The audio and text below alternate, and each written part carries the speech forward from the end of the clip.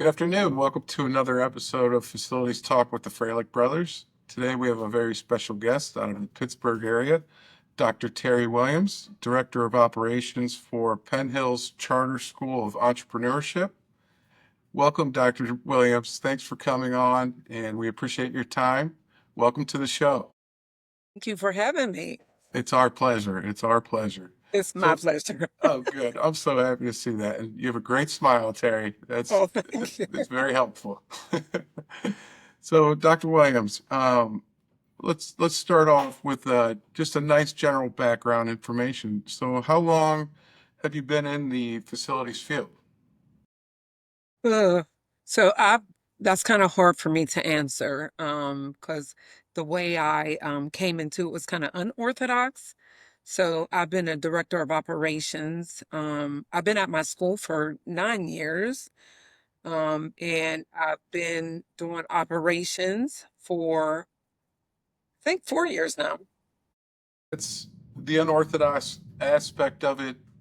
How do you see that being unorthodox? Yeah, so just a little bit about how it all came about. Yeah, So, yeah. 25 years, 23 years in the Navy. And when I first got in the military, I was on aviation administration, got commissioned, and started doing healthcare management. I was a master training specialist, and I taught teachers, I taught kids, I taught adults that didn't understand English, and I was assisted by an interpreter. Did a lot of curriculum review in the aviation industry and in and in healthcare management. Also started telemedicine in the military. So that was very interesting and intriguing and innovative. Retired and with a background in healthcare management and a background in education. I applied for various jobs, and there I was in Pittsburgh Public School. Did some years there, and from there I did some interviewing, and I landed in Penn Hill's Charter School of Entrepreneurship, and I've been here since 2016. I started out as an innovation specialist, bringing entrepreneurial development curriculum into our school. Learned a lot about industry and entrepreneurs. I then became the assistant principal, and after being the assistant principal, maybe told that you're not going to be the director of operations. So that is my path into being a director of operations. I think I am learning on the job. I did not really have any prior experience in operations or the maintenance field. That is very impressive. And you're right. I would say unique, very unique in the way that your path has taken you to the position you're in now. But I think the amount of experience and wisdom and diversity is of experiences and professional situations, and then the education that you've had to back all that up. I could see why they didn't ask or they didn't offer it. They told you. They told me. They said, "We're not losing you." Yeah, yeah. My CEO is Dr. Wayne Jones, Okay. and he has high expectations for everything and everyone. So That could be challenging, but also that could be motivating, right? it's motivating. I think Yeah. it keeps everyone on a path of doing what is expected of you and doing it with diligence and expertise. That's incredible. Yeah, accountability, right? Self-accountability, the ability Yes, to, depend on one another and know that we're going to be doing the things that we're expected to do, right? In the way that we need to be doing them.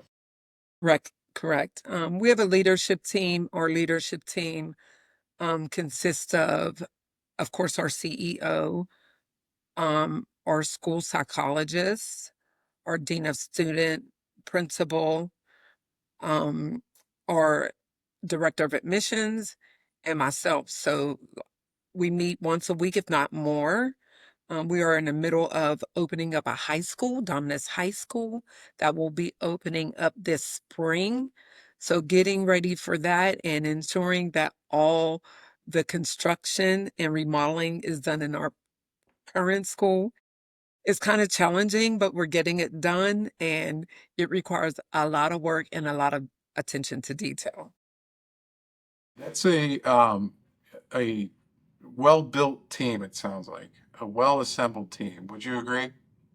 Well assembled. We have to communicate. I mean, we do a lot of communicating, a lot of having fun, because if you're not having fun in the process, it just won't work. I couldn't agree more. And when you're working with people that you admire and you enjoy, fun just naturally kind of happens. And with that fun, also the opportunity to learn from one another because you're meeting on such a consistent basis. And someone like yourself who's, learning on the job, as you said, but you have all that support. Support, a lot of guidance. My CEO was the director of operations before me, Wow. so he Okay. kind of knows what the duties entail. Yes. So that makes it easier for me to go to him and get guidance. That's fantastic. It sounds like a very awesome, another great step in your journey. Charter schools are unique within themselves. So we do more with less. Um, Oftentimes when you have like principals have more jobs than what they would expect here. And you learn quickly. You do your job, and we make sure that our data is on point because that's what our chartered schools that's how they keep the students. And of course by having our niche is entrepreneurial development. That seems like an exciting niche. It's Yeah, a it very is. broad, subject. It's a very broad opportunity in the world, and I feel now more so than ever that is being,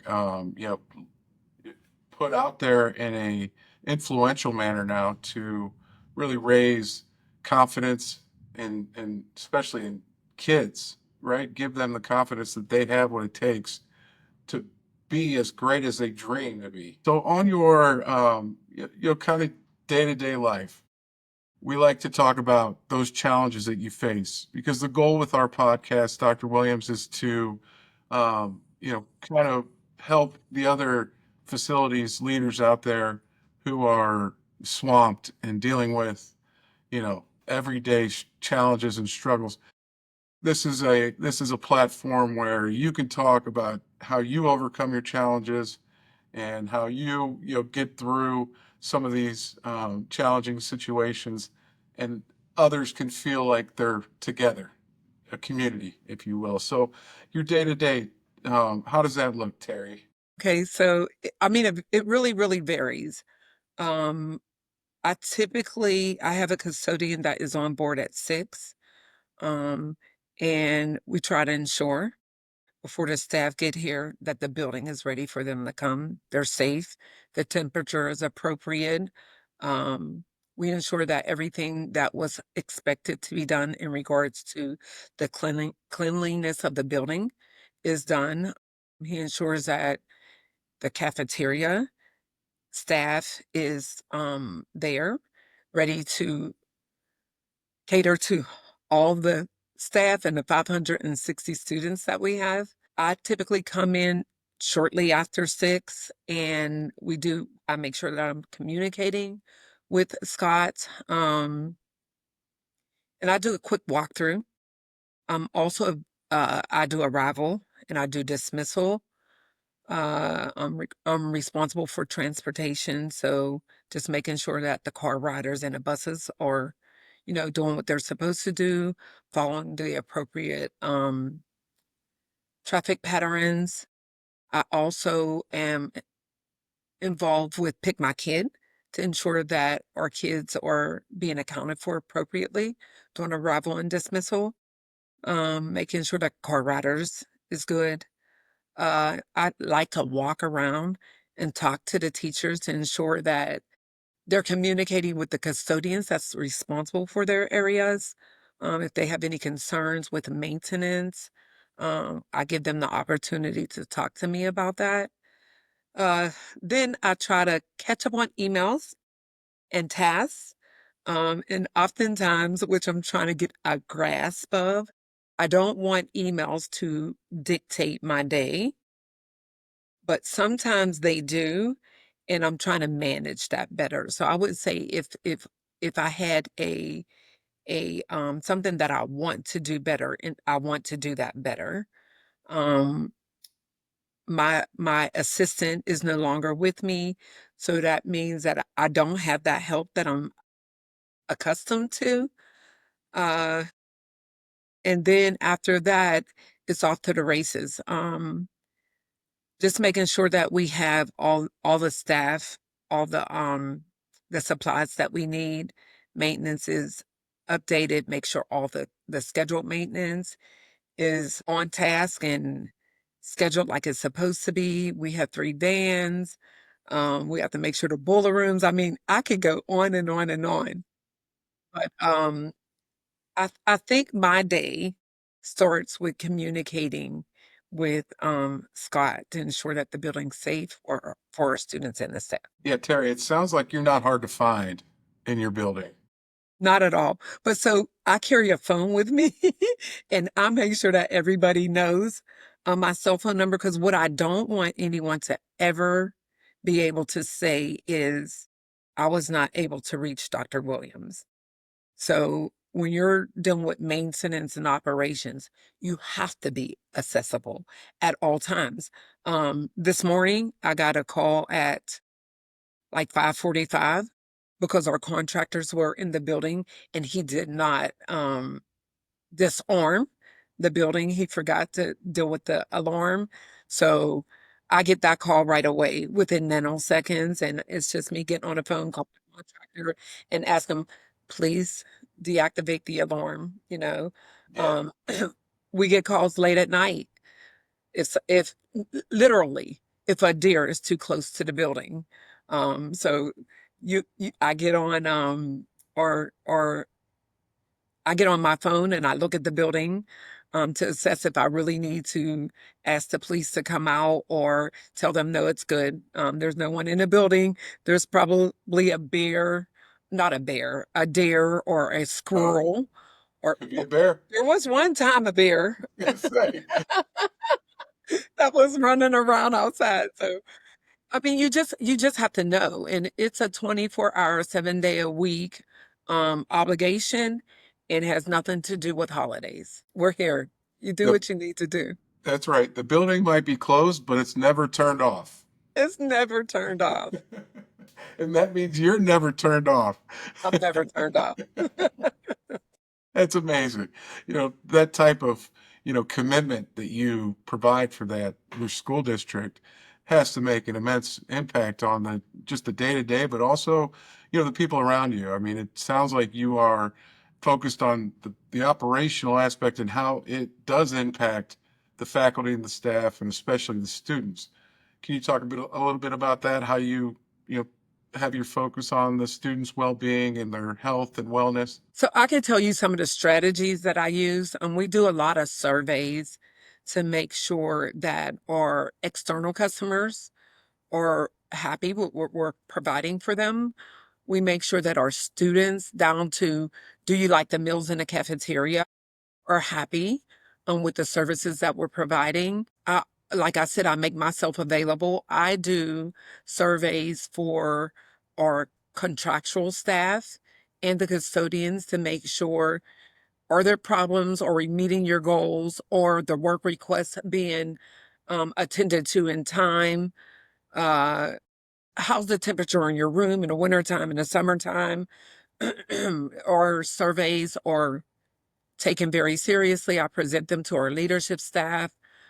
So they get to see the things that I'm doing correctly and the things that I'm not doing correctly. They get to see all the concerns from the staff and our external constituents, because I am responsible for fundraising. I am responsible for event planning. Um, with external customers and our internal customers. Responsible for the building and grounds, scheduled maintenance, unscheduled maintenance.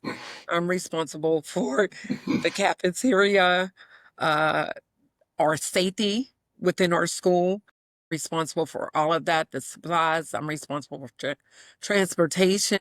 I manage a $2.5 million budget. I do school development. I said external relations. So just really really busy, but also ensuring that in that process of that busyness, everybody's happy. So my best way to do that is to always assess where I stand with my customers, and those surveys work really, really well for me. How often do you conduct the surveys? I try to do it at the beginning of the school year and again at the end. It also depends on what's going on.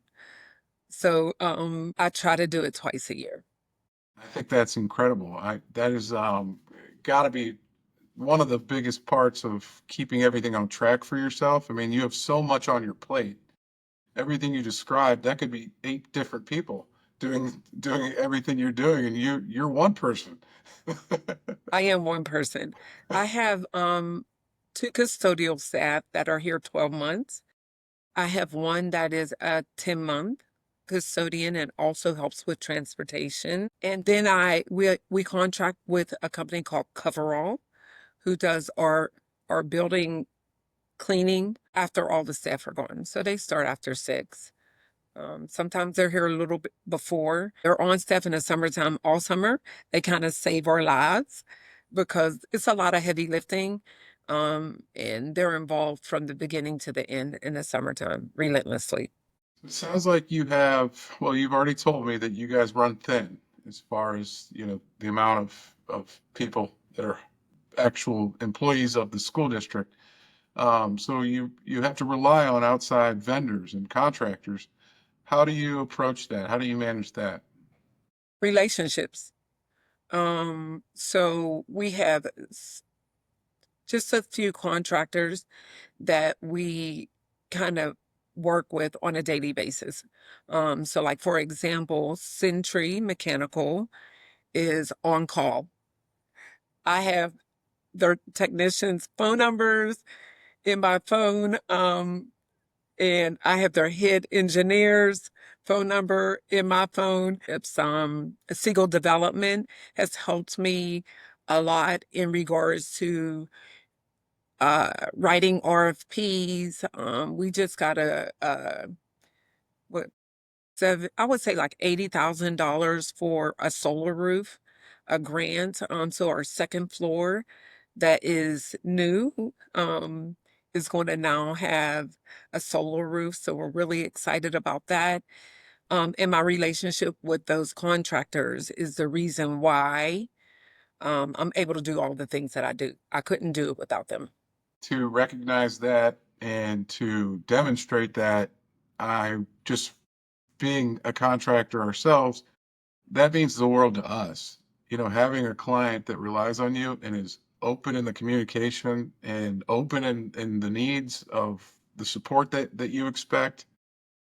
A lot of the times we don't experience that because typically our customer wants to kind of make it more difficult on us, where it sounds like you are working in conjunction with. That has to make a huge positive impact on all the different components of your buildings. So what I've realized is that I am not the subject matter expert. So I have to be able to come to them. My electrician is phenomenal. I can call him at any time.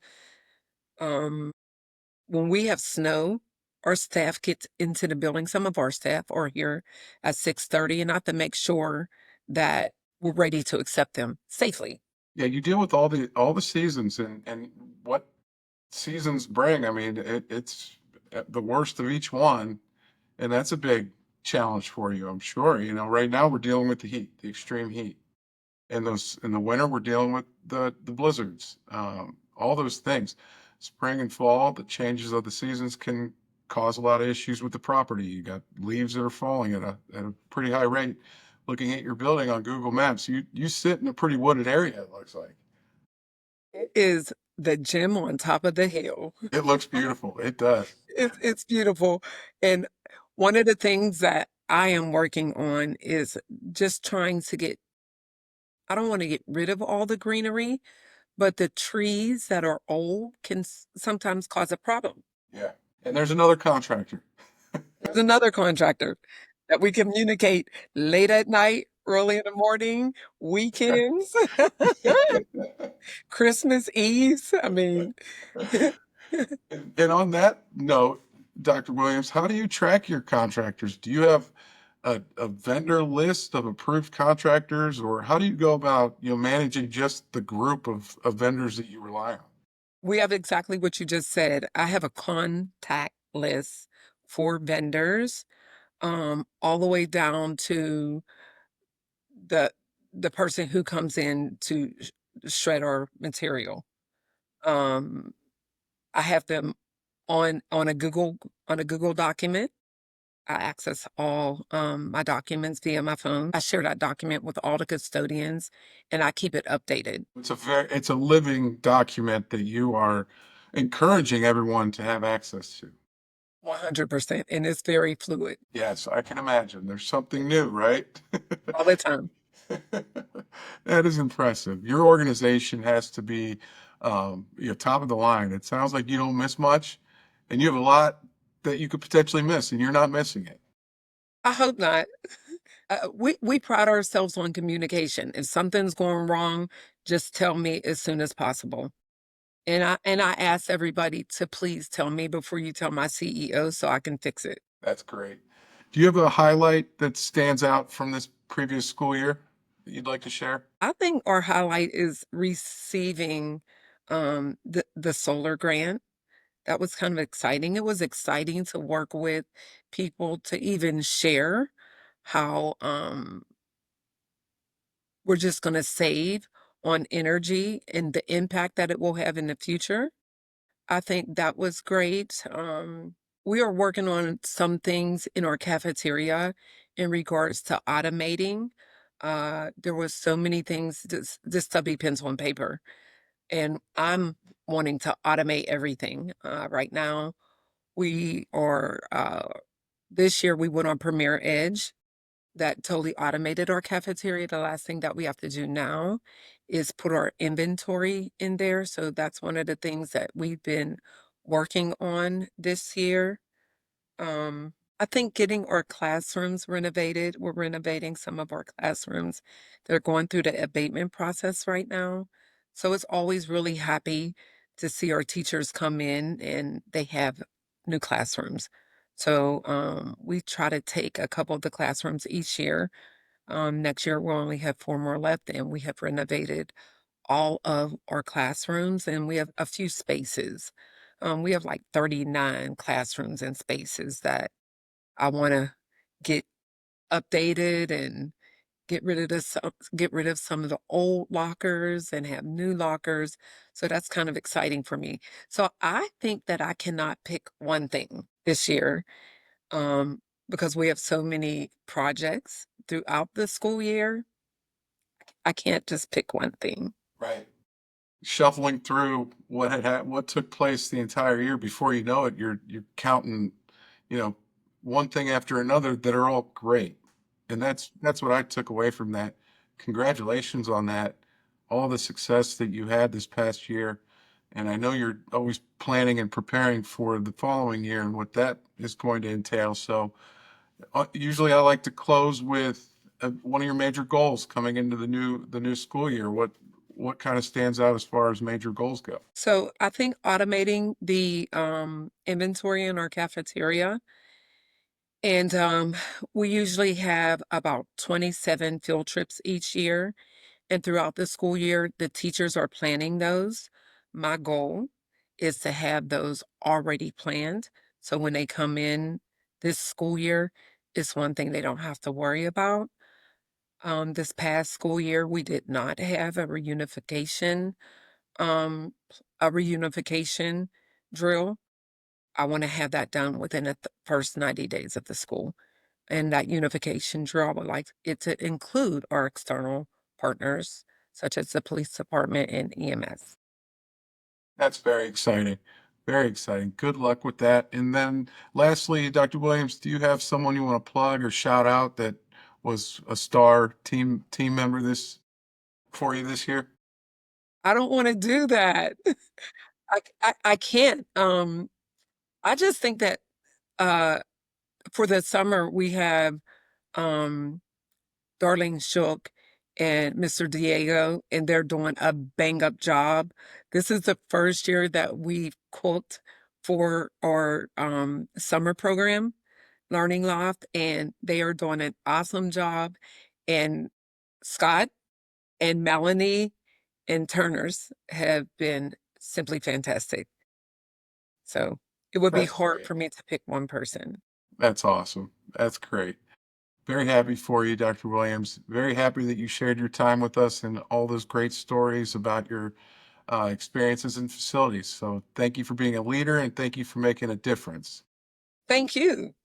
And it's our Thank you for pleasure. having this podcast.